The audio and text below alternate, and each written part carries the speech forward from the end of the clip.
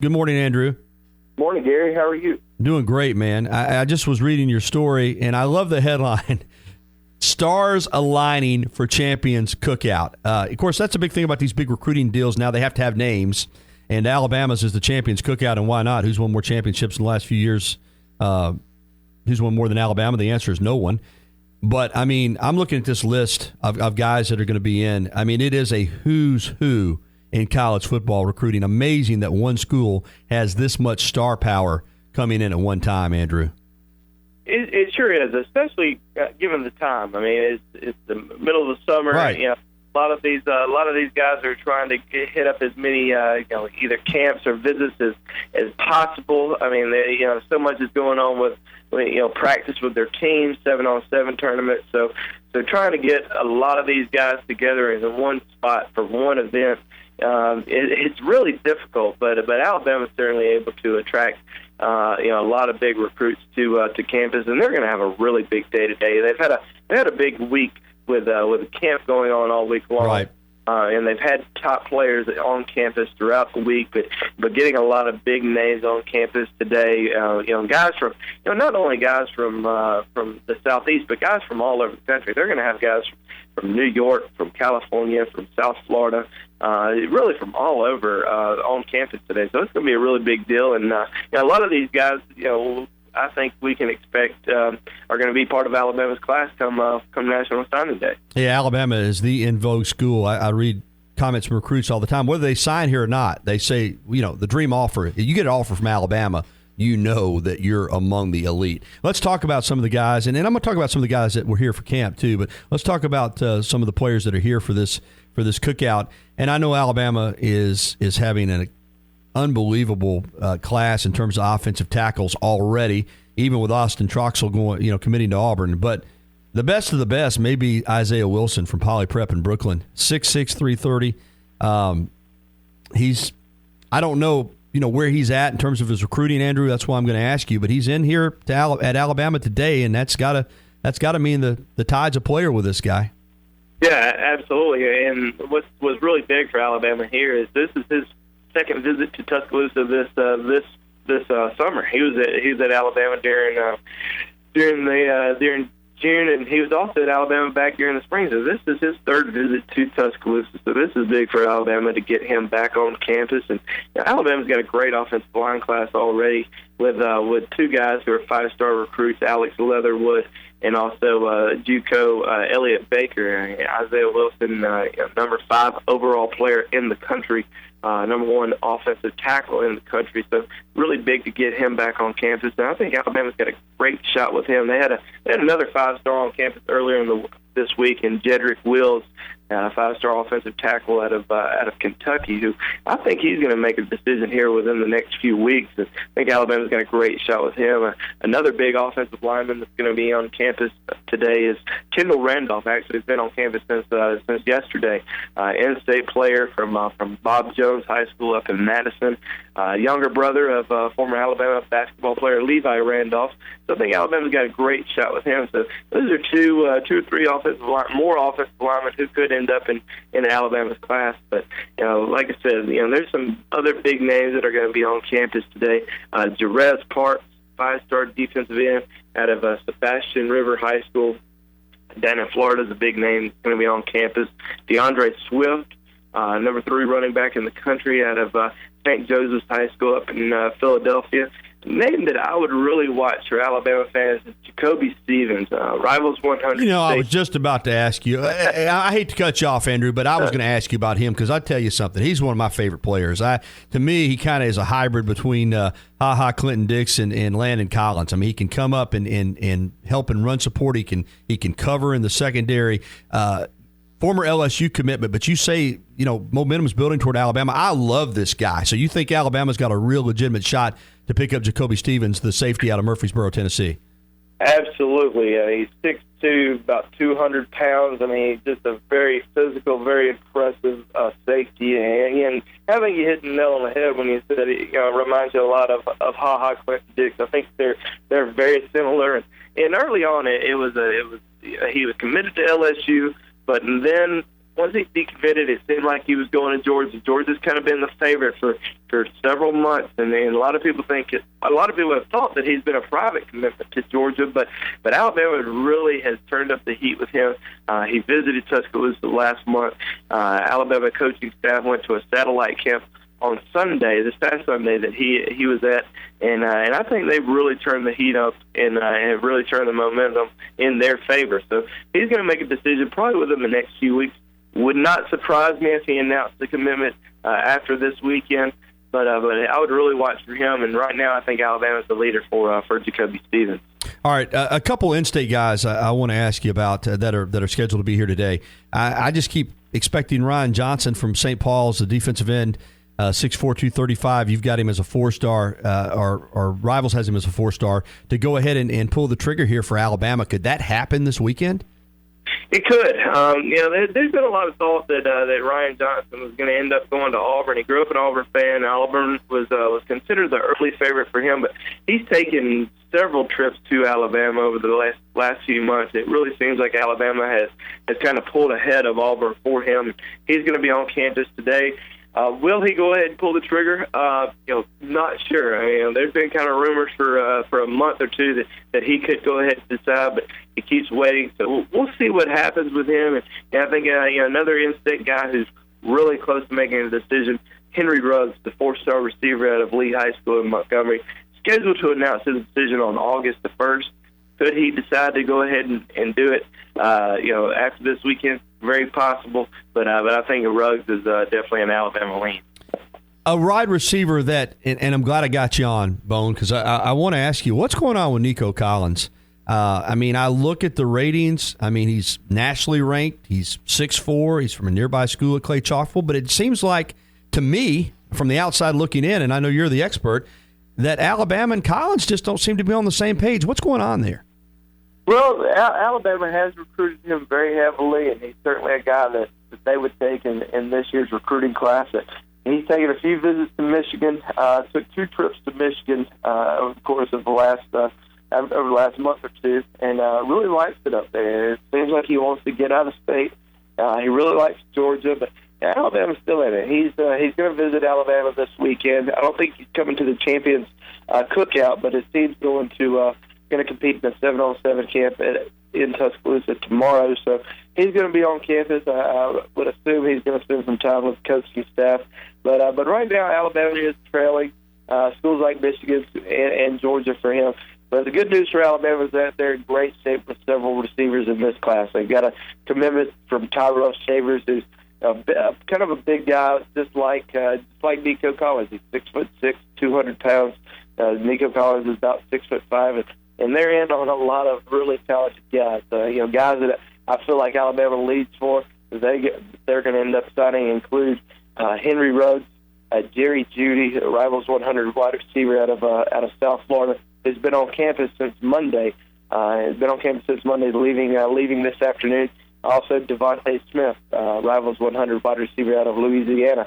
Not going to be on campus today. Devontae Smith was originally going to be up here, but not coming. But he's going to announce on August 15th. So those are some really good wide receivers, and Alabama's got a great shot. So they end up missing on Collins. I don't think it's going to be that big of a deal because they're going to end up with an outstanding wide receiver class.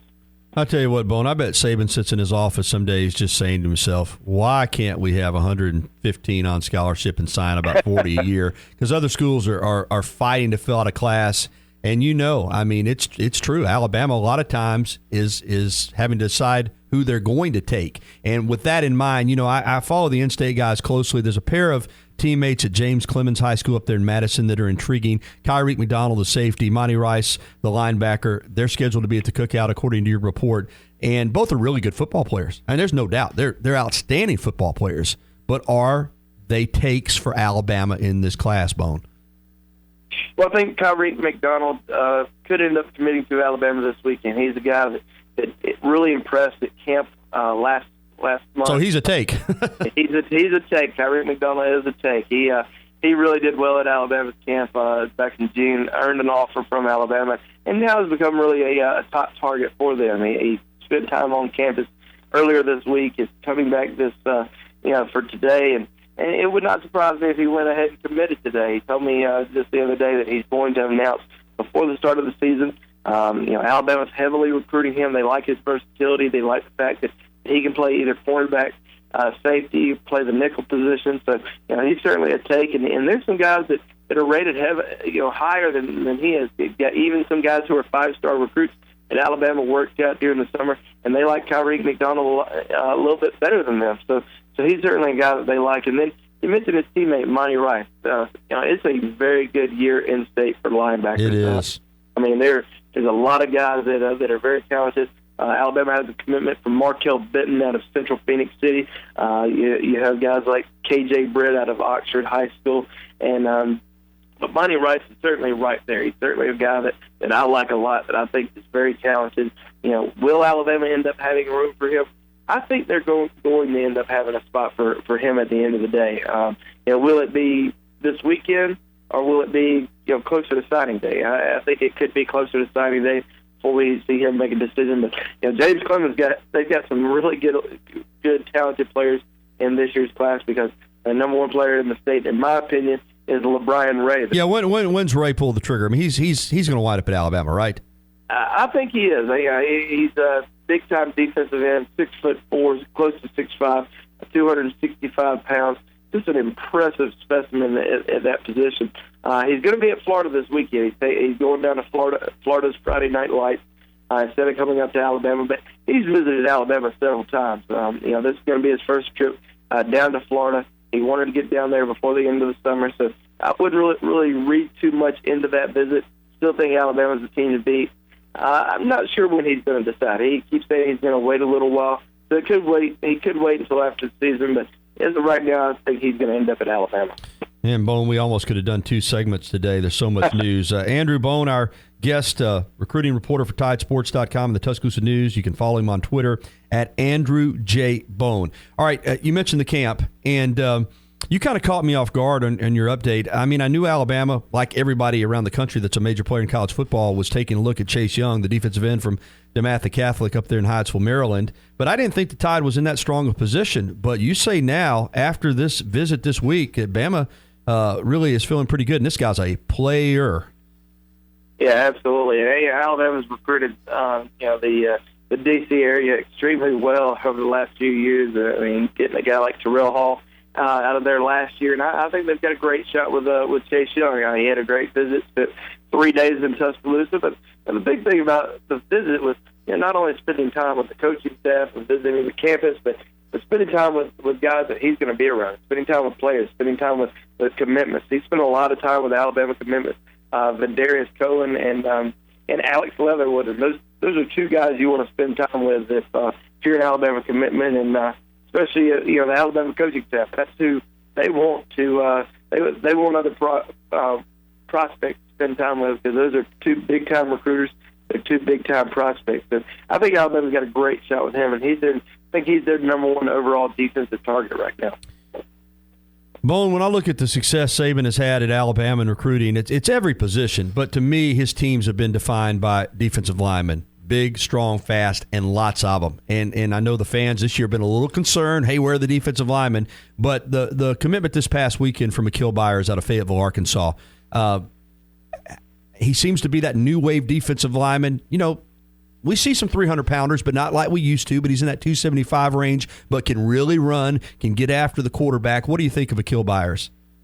Like him a lot. Very quick, super impressive coming off the ball, quick twitch type guy, and he's got great hands. If you're a defensive lineman, you got to have great hands coming off the ball, and that's what he's got. And Alabama coaches were super impressed with him at the camp back in June, and I had a feeling that he was going to commit when he got back to campus, and that's what he did. And, you're right. A lot of people have been concerned, hey, when are some defensive linemen going to commit?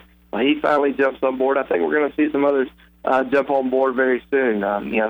They just offered a big defensive lineman out of Virginia, Elijah Conlist, who participated in the camp this week at 6'4", 310 pounds, who says that Alabama is his leader following the trip. So that's a big defensive lineman, on the East Coast that I think they're going to end up signing. But there's a lot of other guys that are still out there. These guys, they're heavily recruiting.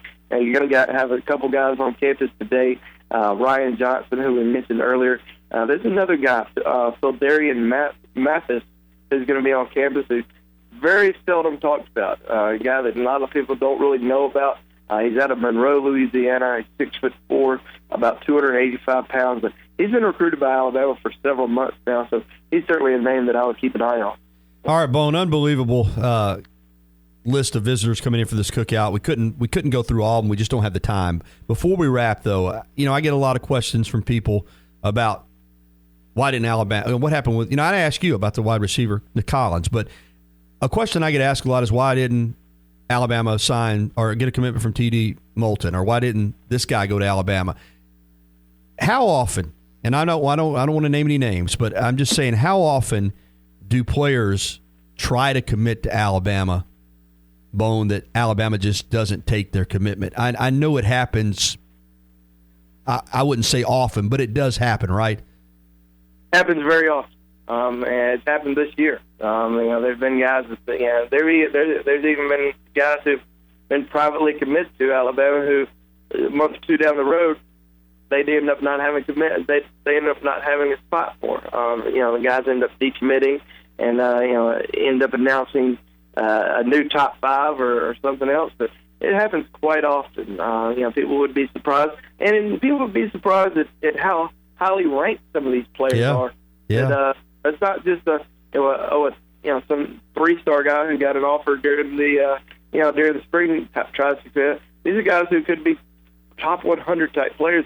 They just don't have room for it, or they have other guys they feel like they've got a better shot to sign down the road, or if they they don't want to ruin their chances with some of these guys because they took another guy in his position. So it happens quite often, but Alabama's going to do what they feel like is best and what's going to be best for their recruiting class, and so far it's turned out pretty well, and I think they're certainly on the road to easily have the number one recruiting class for 2017. Yeah, as good as it's been, it's unbelievable to think if Alabama could sign all the players that wanted to come to Alabama, they'd probably never lose. Hey, Bone, appreciate it. Tell folks where they can get all your information real quick.